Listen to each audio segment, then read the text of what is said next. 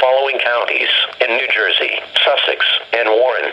The National Weather Service in Mount Holly, New Jersey has issued a flood warning for Warren County in northwest New Jersey, Sussex County in northwest New Jersey, eastern Northampton County and eastern Pennsylvania until 2:45 a.m. Saturday at 8:44 p.m. National Weather Service Doppler radar indicated heavy rain moving into the warned area. Another 1 to 2 inches of rain is possible through the overnight. This is on top of the 1 to 2 and 1/2 inches which already fell earlier today. Be especially cautious at night when it is harder to recognize the dangers of flooding. If flooding is observed, act quickly. Move up to higher ground to escape flood waters. Do not stay in areas subject to flooding when water begins rising. Driving into flood waters could put your life at risk and cost you thousands of dollars in vehicle repairs.